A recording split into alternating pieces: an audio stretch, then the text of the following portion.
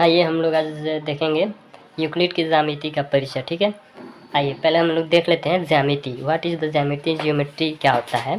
Geometry दो शब्द जियो तथा मेट्रिन से मिलकर बना हुआ है।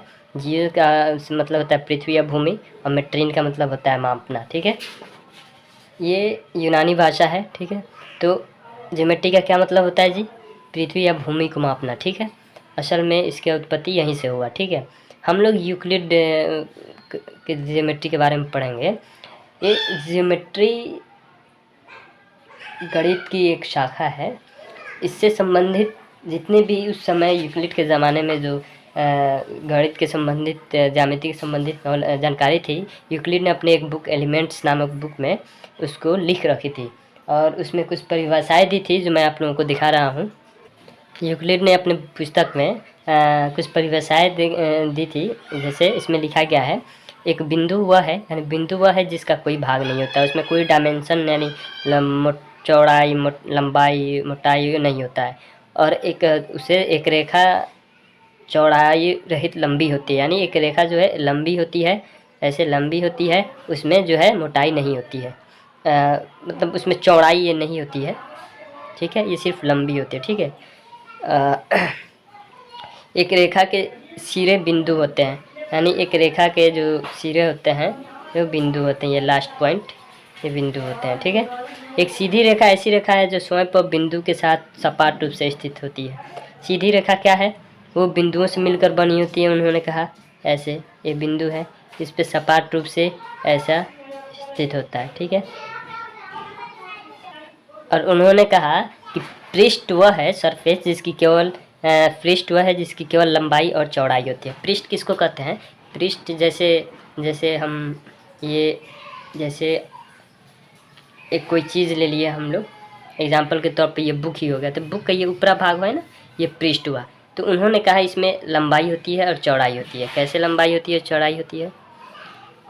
जैसे मान जाइए ये बुक का सरफेस ऐसा है, बुक का सरफेस ऐसा है, तो इसमें ये लंबाई है, ये चौड़ाई है। तो उन्होंने ये कहा कि एक सरफेस वो है जिसमें केवल लंबाई और चौड़ाई है, क्योंकि इसमें मोटाई तो है ही नहीं, मोटाई नहीं है ना जी, सिर्फ लंबाई है और चौड़ाई है। ठीक है, और देखिए एक समतल पृष्ठ ऐसा पृष्ठ है जो स्वयं पर सीधी रेखाओं के साथ सपाट रूप से स्थित होता है। ठीक है, ये सब पृष्ठ जो है एक समतल यानी सपाट रूप से तभी होता है जब वो समय पर सीधी रेखाओं के साथ, ये इसमें कई रेखा होंगे और इसी पर ये स्थित होता है।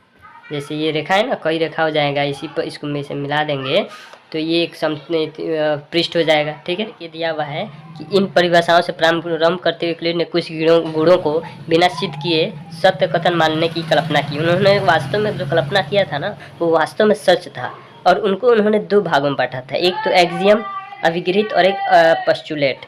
ठीक है, अभिधारणा जो पस्चुलेट था, उन्होंने उन कल्पनाओं के लिए यूज किया था जो ज्यामिति से संबंधित थी, और जो अवगृहित थे ना, वो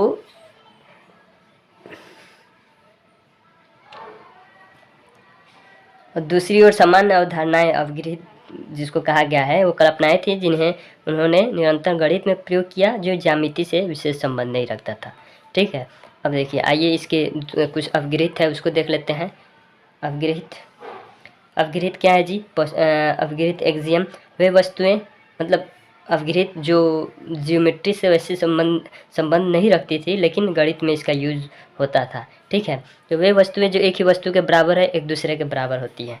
यानी कि ये कोई वस्तु है ए और ये वस्तु है बी, ये इसके बराबर हैं।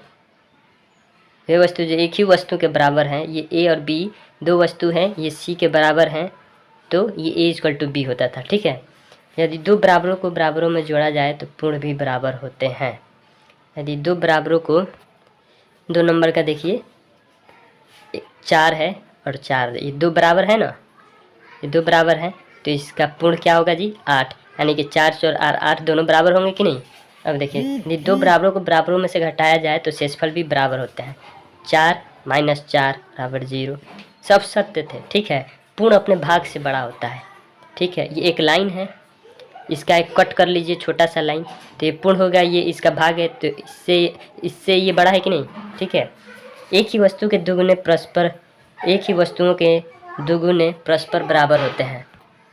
एक ही वस्तुओं के दुगुने परस्पर बराबर होते हैं और एक ही वस्तुओं के आधे परस्पर बराबर होते हैं। यानी कि एक वस्तु को आधा आधा कर दिया जाए तो वो आपस में भी बराबर होंगे, और एक ही वस्तु को दुगुने कर दिया जाए, जैसे एक ही वस्तु को हम लोग आधा आधा किए थे ना जी, तो वो भी आपस में बराबर होंगे, और दुगुने करके दो दो बना लिया जाए तो वो भी आपस में बराबर होंगे।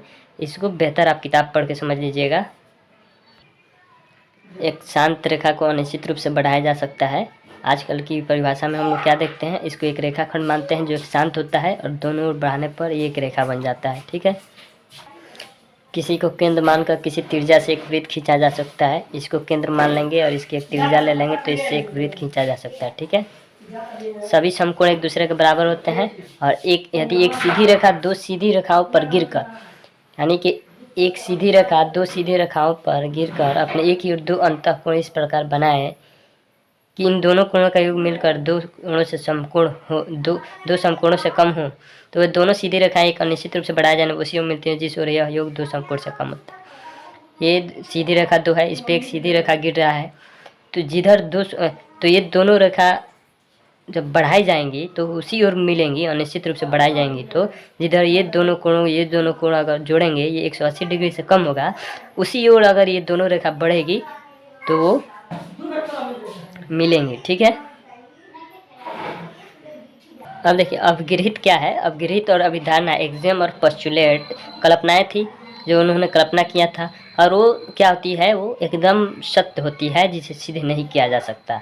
अब उन्होंने इसी एक्सियम और पोस्टुलेट को जो कल्पना किया था उसका यूज़ करते हुए कुछ रिजल्ट को सिद्ध किया जिसे हम लोग प्रमेय कहते हैं। यानी कि प्रमेय क्या होता है जी, प्रमेय वो कथन है जिन्हें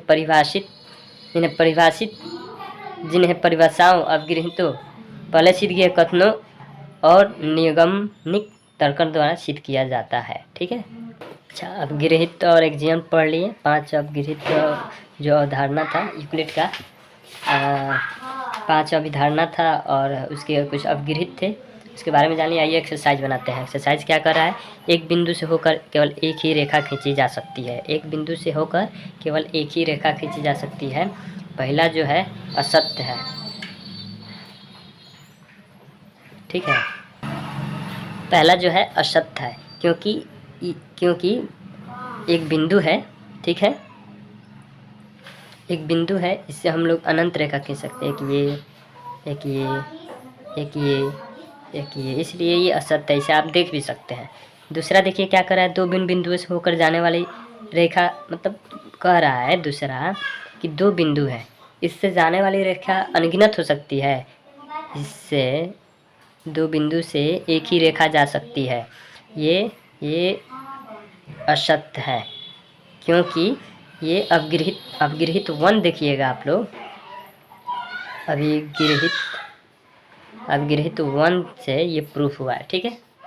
तीसरा देखिए, एक शांत रेखा दोनों ओर अनिश्चित रूप से बढ़ाई जा सकती है, तीसरा सत्य है। अवगृहित 2 ही है, आप अवगृहित में देख सकते हैं, ठीक है। ये अवगृहित नहीं बल्कि अभिधारणा है, अभिधारणा 1 से, ठीक है। अभिधारणा ये अभिगृहित नहीं है, ये अभिगृहित नहीं, ये अभिधारणा 1 है, ये अभिधारणा 2 है, ठीक है। अब देखिए, दो वृत्त बराबर होते हैं यदि उनकी त्रिज्याएं बराबर होती है। यदि चौथा जो है, ये 2 वृत्त दिया हुआ है, ये बराबर होंगे यदि इनकी त्रिज्या बराबर होंगी, यानी ये त्रिज्या और ये त्रिज्या बराबर होंगे। तो अब देखिए, अब हम लोग अभिगृहित में चलेंगे। ये तो अभिधारणा था ना जी, अब अभिगृहित में देखिएगा। अभिगृहित में दिया हुआ है, शायद अवगृहित 1 है, दिया हुआ है कि दो वस्तुएं अगर बराबर हैं तो आपस में भी बराबर होते हैं, ठीक है। अब देखिए, यदि ए बी बराबर पी क्यू बराबर एक्स वाई, तो ए बी बराबर एक्स वाई, ये भी उसी अभिगृहित से होगा, तो ये भी सत्य और ये भी सत्य। यहाँ पे समांतर रेखाएं, लंब रेखाएं, रेखाखंड, वृत्त की त्रिज्या और वर्ग, इसको डिफाइन करना है। कह रहा है कि निम्न पदों में से प्रत्येक की परिभाषा दीजिए। क्या इनके लिए कुछ ऐसे पद हैं जिन्हें परिभाषित करने के लिए आवश्यकता है? तो समांतर रेखाएं क्या होती है? दो रेखाएं जो है एक दूसरे के समांतर होती है जब उनके बीच की दूरी जो है ना ये बराबर होती है। परिभाषा, दो रेखाएं एक दूसरे के समांतर होती है जब उनके बीच की दूरी हमेशा समान रहे। ठीक है। लंब रेखाएं क्या होती है? लंब रेखाएं क्या होती है? यदि एक रेखा पर दूसरी रेखा 90 डिग्री कोण के साथ बना हुआ है तो ये रेखा जो होता है लंब रेखा होता है। ऐसी रेखा जो किसी रेखा के साथ या किसी प्लेन के साथ 90 डिग्री झुका हुआ हो तो उसे लंब कहते हैं। रेखाखंड क्या होता है? रेखाखंड क्या होता है? रेखा का वह भाग जिसके दो अंत बिंदु होते हैं। यानी कि एक रेखा जो है एक रेखा जाता है ना जी अनंत, इधर भी अनंत, तो इसके दो अंत बिंदु होते हैं यानी ये अंत हो जाता है, एंड हो जाता है। ठीक है। वर्ग, वर्ग क्या होता है? ये चार जो वर्ग एक ऐसी आकृति है जो चार रेखाखंड से, जो चार बराबर रेखाखंड से घिरी हुई होती है। ठीक है। वर्ग एक ऐसी आकृति होती है जो चार बराबर रेखाखंड से घिरी होती है। ठीक है, उसे वर्ग कहते हैं।